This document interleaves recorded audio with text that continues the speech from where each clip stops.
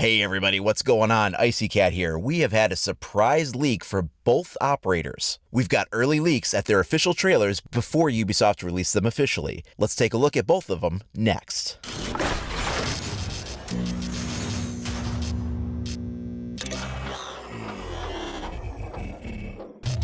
Before we get into the new info, I wanted to share with you my sponsor for this video, NordVPN. If you're looking for a better way to protect your internet identity, or you're just not sure about the security of some of those public Wi-Fi spots you've been tapping into, then NordVPN is the solution for you. Maybe you want to view region-specific content on websites or streaming services you wouldn't otherwise be able to access if it's blocked in your country. With over 4,800 servers in 62 countries, NordVPN has you covered. Right now, you can get up to 75% off NordVPN, only $2.99 a month, plus you get an additional month for free. Just go to nordvpn.org/icycat25. You can find the address down below, too. Then just use the code word icycat25 to get the special Cyber Month 3-year deal for only $2.99 a month. It's risk-free with a 30-day money-back guarantee. They've got great customer support that's available 24/7, plus it works with most operating systems, from Windows to Mac OS, even iPhone and Android, so you can use it from your cell phone. Once again, a big shout out to NordVPN for sponsoring this video.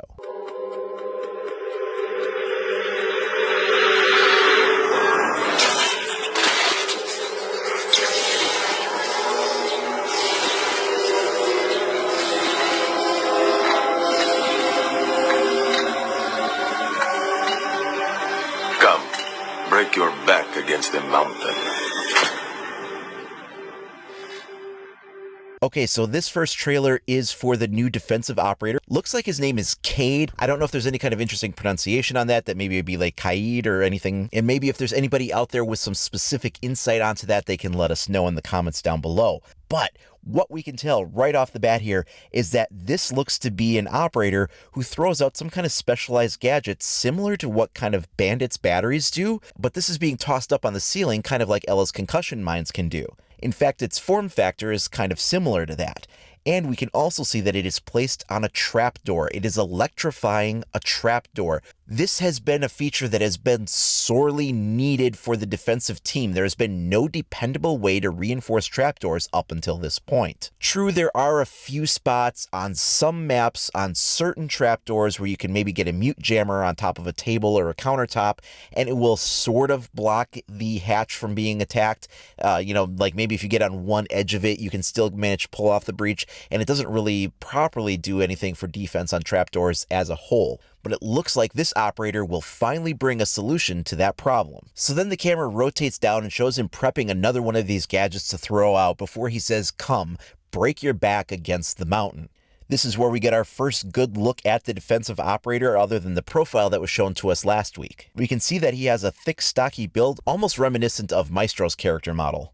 It's going to be very interesting to see how this combos with other devices. For instance, if you can throw these up at the top of a wall, what happens if you throw this at the top of a reinforced panel? Can you sort of double up on protection for reinforcements with a bandit battery or a mute jammer, so that if Thermite tosses one of his EMP grenades at it, maybe it will disable the traps that are down on the ground, but that it may not actually reach up to the top ceiling part of the reinforcement panel, and it would still remain electrified and unable to be breached with Thermite or Hibana. It's going to be really exciting to see how this character kind of winds up mixing things up for defense. But having that ability to jam hatches is going to be a very critical thing that the defenders have been sorely lacking in their toolkit to this point.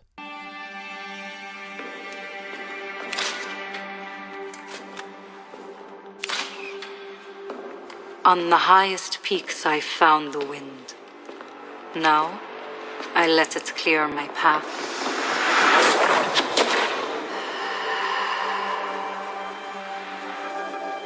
Now, the second trailer introduces us to Nomad. We believe that she's a 3-speed character from what was hinted at by Ubisoft in a tweet previously comparing her to a new Ashe. And you can see she's walking down the hallway here with what looks to be some kind of an AK variant. Now you can tell as she's walking down the hallway, she has what appears to be some kind of an underbarrel attachment launcher on this thing. Although when we zoom in close, it's hard to really see where it might be because it doesn't look like there's anything extra on the gun. But clearly in the animation, she fires out some type of a projectile, you can hear the sound, and then she reloads a new projectile in manually before firing another one. A couple of seconds go by, and then you see this detonation go off. So what I think we're seeing here is actually some type of a concussion grenade. Now these are real devices. The US military makes one called the MK3A2 offensive hand grenade, also known as the concussion grenade. It's designed to produce casualties during combat while minimizing danger to friendly personnel. The grenade also has enhanced effects when it's used in enclosed spaces, so the concussion waves will actually reflect off of hard surfaces, and when it's in a wide open space, that effect is severely dampened, but when you have it in something small like a hallway or a closet or a small room, those concussion waves reflect off of the hard surfaces and essentially cause multiple traumas to the target. What a concussive blast is essentially it's the shock wave or the overpressure that's caused by the explosion detonating. This type of explosive does not really generate the kind of fragmentation explosive that we're used to seeing in other types of high explosive rounds or grenades. Those will typically have some type of a shell casing which is designed to fragment and splinter into these, metal shards that will go ripping through the air and cause shrapnel damage. A concussive grenade is designed to not do that, and the overpressure energy itself is what is causing that damage. Concussive grenades are designed in such a way that the overpressure is being maximized for the size of the detonation used, while attempting to minimize collateral damage outside of the blast radius. So when we see this effect right here, I don't think we're seeing some kind of futuristic anti-gravity thing. I think we are just seeing that slowed down overpressure shockwave. So what does this translate into the game? You're probably not going to go flying like the game here shows, but it might have some kind of a knockdown effect where you might be knocked back down to the ground as if you were falling into a down but not out animation, although it would probably let you get back up right away. Kind of like Zophia's withstand ability. When she gets knocked down, if you hold that X button, you can get back up again. It might be something similar to that. I think we're also going to see player effects similar to being hit by one of Echo's stun blasts. That is a very disorienting effect where you kind of have like the swimmy vision and you have the distorted sound, the ringing impact that kind of goes with it. I think you'll see some similar after effects when being hit by a concussion grenade, which I do believe is what we're seeing here. Now, if she has the ability to shoot out concussion grenades, this does seem like it might have a little bit of overlap with the utility that Zofia already brings to the table. So there will, of course, have to be some way in which it's different from that. You don't want to have an operator have essentially the exact same ability as another one. You want to have it so that it's a little bit different. Zofia had a launcher kind of like Ash had, but she had that ability to choose between the impact grenades and the stun grenades.